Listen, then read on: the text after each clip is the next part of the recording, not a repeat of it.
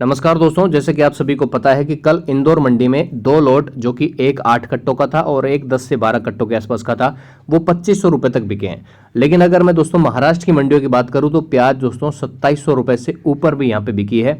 लेकिन अब प्याज में दोस्तों आपको करेक्शन देखने को मिल सकता है, क्योंकि 15 रुपए 16 रुपए से लेके और सीधा यहाँ पे 2500 2700 रुपए तक जो प्याज गई है, उसके बाद में करेक्शन तो बनता है, क्योंकि मार्केट जो है हमेशा दोस्तों एक ही डायरेक्शन में नहीं चलता है।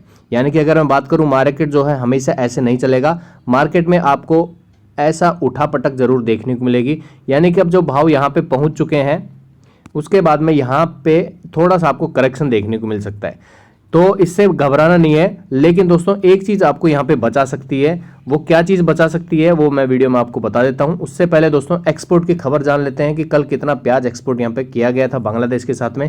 अगर गोजडंगा बॉर्डर की बात करें दोस्तों, 86 ट्रकों का एक्सपोर्ट था। वहीं पे मेहदीपुर बॉर्डर से 59 ट्रक थे, वहीं पे हिली बॉर्डर से 44, कुल मिला के 190 गाड़ियों को कल एक्सपोर्ट किया गया था। वहीं पे दोस्तों गोजडंगा बॉर्डर से 2-3 टका की तेजी थी और मेहदीपुर बॉर्डर से लगभग 5 टका की तेजी देखने को मिली। अब टका और भारतीय रुपयों में क्या रिलेशन है ये बता देता हूं कि एक जो बांग्लादेशी टका होता है वो भारत के 75 पैसे के बराबर होता है। अब इससे आप हिसाब लगा लिए कि भाई कितना यहाँ पे प्याज जो है तेजी देखने को मिली। अगर 5 टका की बात करें तो लगभग हमें 3 रुपए और 75 पैसे के आसपास की तेजी देखने को मिली है मेहंदीपुर बॉर्डर से। चलिए अब क्वालिटी वाइज भाव जान लेते हैं, एक्सपोर्ट किस प्रकार से किए गए। मेहंदीपुर बॉर्डर के भाव कुछ इस प्रकार से 44 टका तक यहाँ पे प्याज बिकी है, जो कि नासिक की प्याज 44 तक है, इंदौर की प्याज जो है 40 टका तक और राजस्थान की प्याज 42 टका तक बिकी है। वहीं पे दोस्तों अगर हम गोजडंगा बॉर्डर की बात करें तो नासिक की जो प्याज है 43 टका तक बिकी है और अहमदनगर की यहाँ पे 42 टका तक बिकी है। यानी कि कुल मिला के अगर बात करें तो बॉर्डर के ऊपर भी हमें तेजी ही देखने को मिली है। लेकिन दोस्तों तेजी के बाद में करेक्शन जरूरी है, तो ये करेक्शन से घबराना नहीं है। एक चीज है जो आपको यहाँ पे बचा सकती है, वो क्या है दोस्तों, आपकी आवकें। अगर मंडी में आवकें दोस्तों सीमित मात्रा में है, जिस प्रकार से अभी हमें आवकें देखने को मिल रही है, अगर मैं बात करूं इंदौर मंडी की तो लगभग 70 और 75 हजार कट्टों के आसपास की आवकें हैं। अगर ये दोस्तों आप मेंटेन करते हो तो भाव गिरेगा, लेकिन उसके उसी प्रकार से यानी कि उसी रफ्तार से भाव उठता हुआ भी आपको दिखाई देगा। तो आप सभी से मैं हाथ जोड़ के रिक्वेस्ट ये करूंगा दोस्तों कि आवकों को आप मेंटेन कीजिए, आवकों का बैलेंस बना के रखिए। अगर आवक एकदम से ज्यादा हुई, ज्यादा कैसे हो सकती है ये भी मैं आपको बता देता हूं। अभी भाव जैसे कि मान लीजिए दोस्तों भाव चल रहा है अभी यहाँ पे 22 रुपए के आसपास का, जो कि कल काफी लोट 22 रुपए में बिके हैं।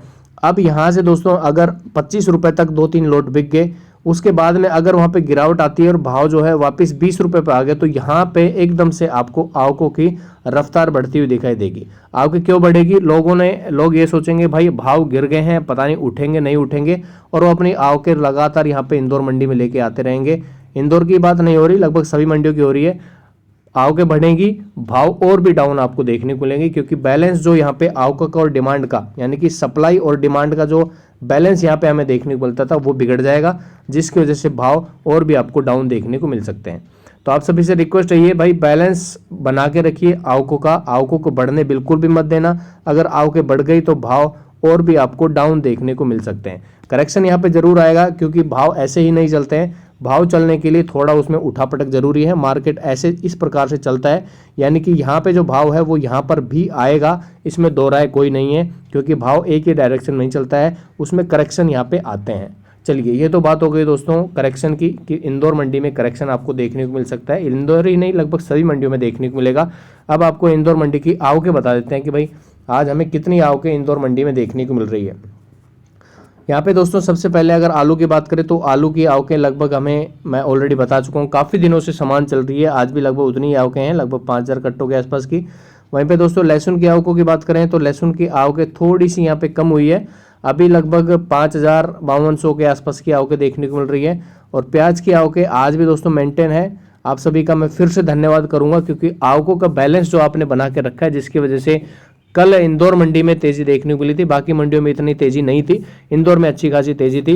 आवकों का जो बैलेंस आपने बनाया है वो काबिल तारीफ है, और इसी प्रकार से बैलेंस आप बना के रखना। आज भी लगभग हमें 70 और 72-75 हजार कट्टों के आसपास की आवक देखने को मिल रही है। ये बैलेंस आपने बना के रखा दोस्तों, तो मैं ये कह सकता हूँ कि भाई इंदौर मंडी में और बाकी मंडियों में अच्छा खासा आपको उछाल देखने को मिलेगा। लेकिन जो करेक्शन यहाँ पे आपको देखने को मिलेगा उस करेक्शन से बिल्कुल भी घबराना नहीं है, क्योंकि करेक्शन जरूरी है मार्केट में। चलिए वीडियो में इतना ही है दोस्तों, मुझे उम्मीद है आपको जानकारी अच्छी लगी होगी। मिलते हैं नए वीडियो में। जय हिंद।